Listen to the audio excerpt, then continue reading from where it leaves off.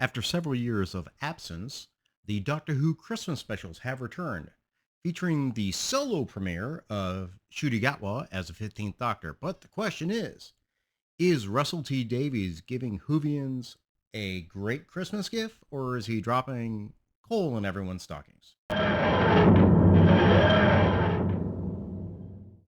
Honestly, I don't feel like I got either a gift or coal.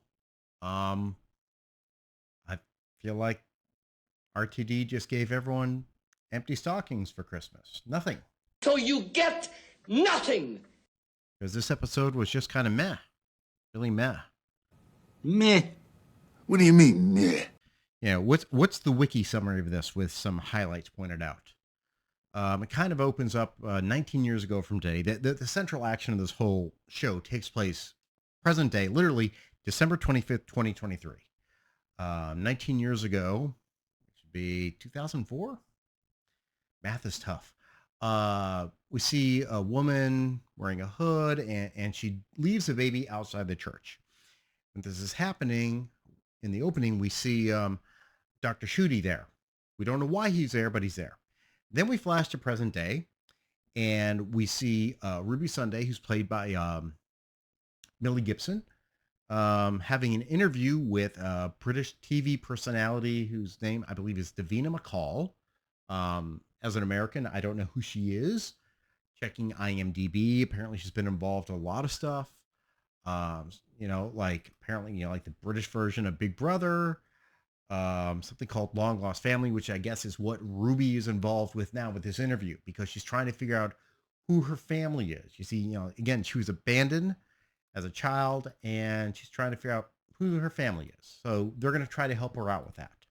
Work magic with DNA. So we've taken your sample and we're going to use it to help track your genetic heritage.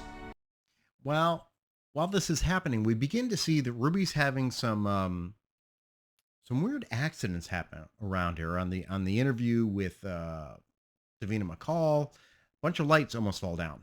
Oh my God, are you okay? I'm fine. When she's playing with her band led by lead singer this woman, the music just kind of stops working. Sorry, what? Sorry. Is that fun? I don't know. I think it's just dead. And as viewers, we see that there's tiny little green hands, kind of like goblin hands. If you've seen the teaser, you know goblins are involved.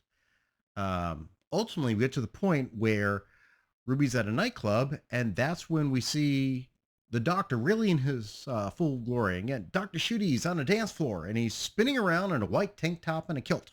In my opinion, very undoctor-like behavior. Now, admittedly, undoctor-like, but maybe more Ncuti Gawta-like, because you see Ncuti Gawta, I'm gay. was born in Rwanda as a young child.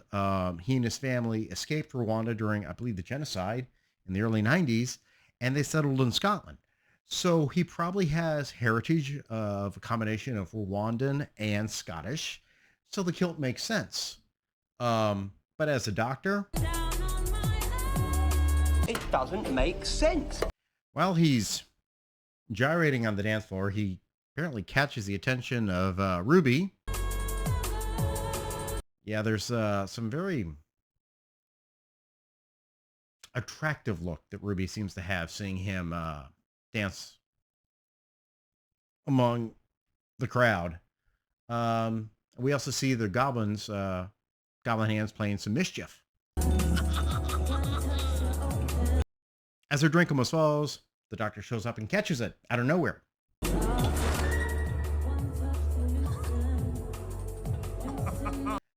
Talking a little about how the coincidence, it's all the coincidence, strange things, just like coincidence. Well, it turns out Ruby's been having a whole series of bad coincidences.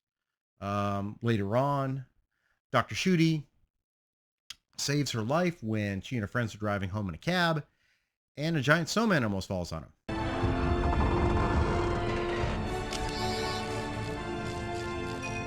Well, yeah, that's it. What are you gonna do? Along the way, we learn that Ruby lives with her adoptive mother, Carla, Carla Sunday, who fosters children. She's fostered like 33 children throughout her entire life. She adopted Ruby, and they have a new baby on the way. We're having a baby! No way, you kidding? Little girl. Seriously? Isn't it brilliant? All of a rush. I couldn't say no. When Carla goes out to get some baby supplies, that's kind of when the episode really kicks off, because you see the baby gets kidnapped.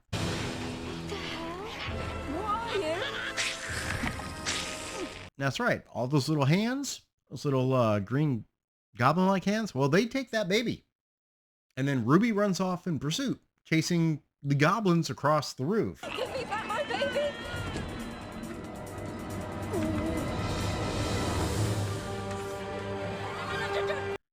Even Dr. Ncuti is like, what are you doing?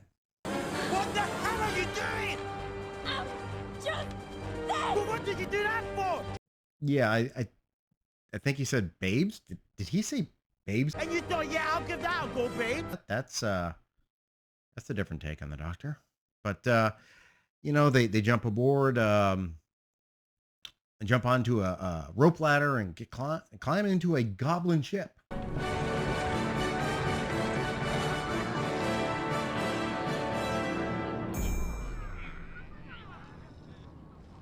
Oh, yeah?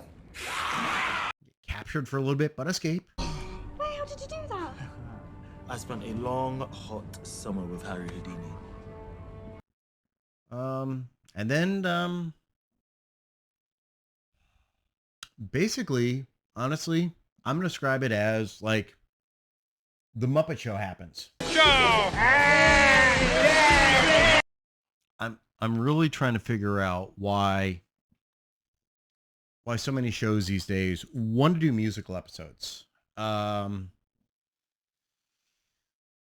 God, it wasn't bad enough when they did it on Strange New Worlds.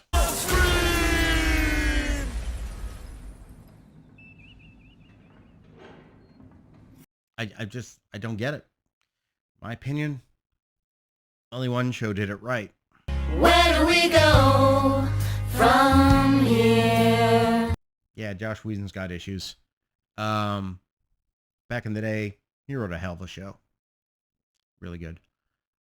So yeah, we get some singing, and the goblins are singing about eating the baby.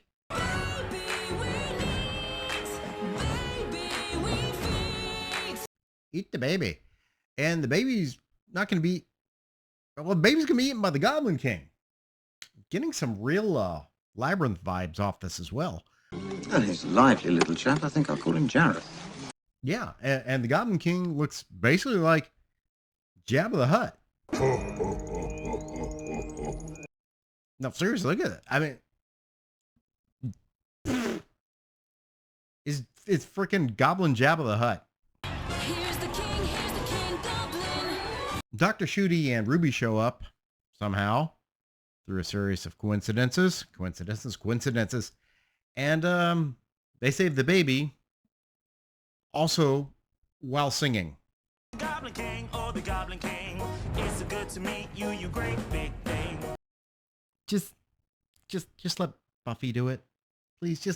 Let's just leave once more again with feeling as the only episode in television that should be allowed to do this. Could we? No? All right, whatever.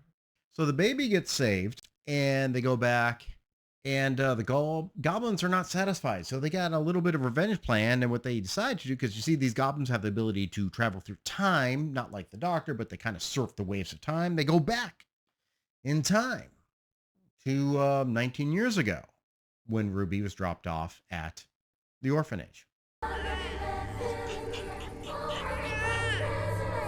Doctor realizes, because he's still in the present day with Ruby's adoptive mother, Carla, and Carla doesn't know who Ruby is. No, I mean your daughter Ruby. Who's Ruby? Doctor goes back in time and basically realizes that, oh yeah, the goblins are stealing Ruby. So he chases down and saves baby Ruby.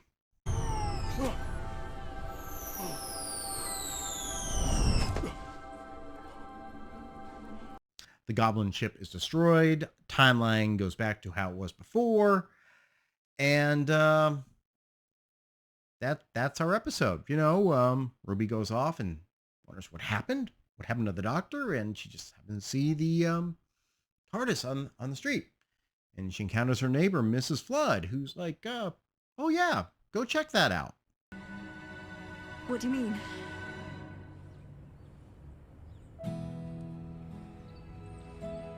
Ruby walks in and sees the TARDIS, the interior of the TARDIS, and she does the same thing everyone does.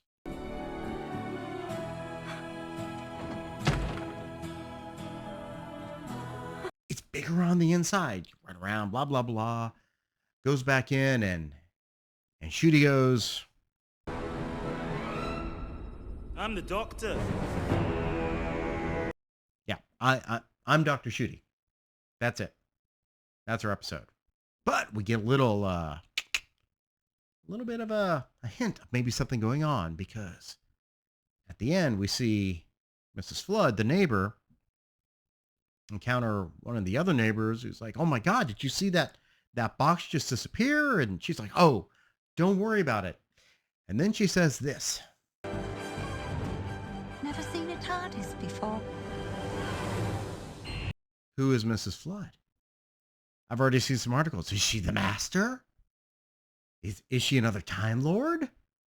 Is she maybe she's this being that MPH was talking about as the toy maker. I don't know. It's a teaser for maybe something's going to happen, or is it just like a little wink at the audience? Who knows? But yeah, that's the episode.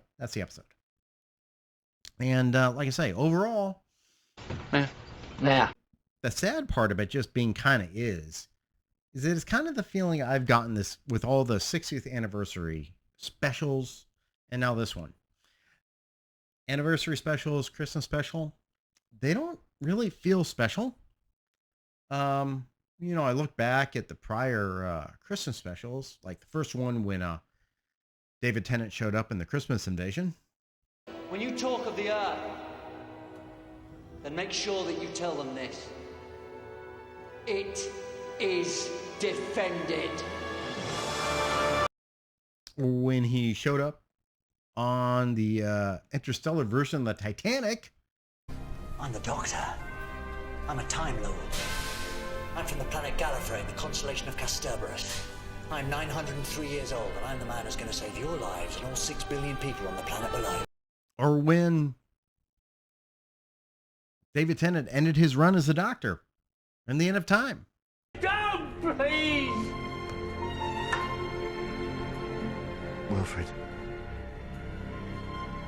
it's my honor. I know I'm only focusing on David Tennant because honestly, he was just here. But you go back, we all had these episodes, and they felt special.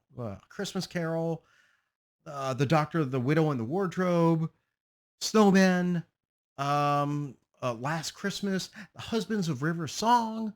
All these episodes felt special. This didn't. This is really the introductory episode to the 15th Doctor, Dr. Ncuti, and the new companion, Ruby Sunday. And it just kind of felt blah. Blah. I did feel a lot of analogies to when the show restarted in 2005 with Christopher Eccleston and Billie Piper. I do get a lot of Rose Piper vibes off Ruby Sunday. Millie Gibson. God, I try not to say Millie Bobby Brown. Millie Gibson, I mean, she seems to be a very, very likable character. She seems a very optimistic character. Honestly, she's kind of a cute kid. And I can say she's a cute kid because she's 19 years old and I'm old enough to be her dad. She's a cute kid. I don't know what she's going to bring to the role. Like I say, I get a lot of Rose Tyler vibes off her. So maybe it's going to show up well. Maybe it's going to go well. But it just wasn't much of an introduction. There really is with this whole hooded woman character dropping her off, the neighbor who knows what a TARDIS is. Ah, I get the, the most important girl vibe, the Rey Skywalker kind of vibe. The same way that they introduced Clara. Um, there's some mystery left there. And I don't know necessarily if that's the way we want to go again. Maybe not. But again, that's just a companion. What about the Doctor? I'm the Doctor. Dr. Ncuti. And until... I'm going to keep calling him Dr. Ncuti. I'm going to tell you why in a second. There's no point in this episode where I feel he is the Doctor. He says, I'm the Doctor. I'm the Doctor. It's one thing to say I'm the Doctor. It's another thing to show up and present yourself and make the audience believe I'm the Doctor. Because I've talked about this in my last video. The Doctor is a character that has transcended generations, and every actor has made it his own. But at the same time, they recognize what the Doctor is. The Doctor, all right, because I'm going to knock out any timeless child bullshit. The Doctor is a Gallifreyan Time Lord who ran off, stole a TARDIS with his granddaughter to explore the universe. That's who the Doctor is, right? And the Doctor has gravitas. The Doctor has presence. I'm really not getting that right now of Dr. Ncuti. And again, I don't know much of his work. I know he's in a British show called Sex Education. But I feel at this point, just with limited point I've seen of him, he's just being Ncuti Gawta as opposed to the Doctor. He doesn't have a Doctor presence yet. He hasn't had that point yet. When you go back and look at, I'm going to go back to Matt Smith. When Matt Smith premiered in the 11th Hour, it's like my favorite Doctor, David Tennant, was gone. I had doubts about Matt Smith. But at the end of that episode, Matt Smith showed up, and he was the Doctor. Hello. I'm the Doctor.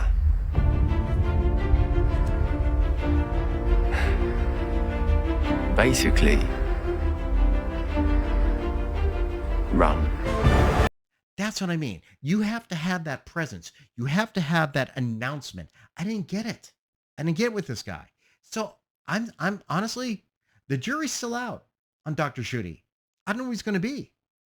I don't know what Ruby Sunday's going to be. And again, this kind of episode is just kind of meh. Great. Christmas episodes are back. But what are you doing to bring back people? What are you doing to bring back the audience that you lost with Dr. Jodie, which you couldn't bring back? Bring back David Tennant. Is this all we're going to get? Just actors playing themselves? I don't know. I say, I've seen RTD do some great episodes. I don't know if he's got it anymore. I don't know if he's more concerned about narrative over story. But right now, I can't give an opinion on what Doctor I'm seeing. All I know is this episode is meh. It was meh for me. So, yeah. I'm glad I got Christmas presents from my family and friends because RTD left nothing for anyone else. Questions, comments, witticisms down below. Click the like button. Click the subscribe button. See y'all later.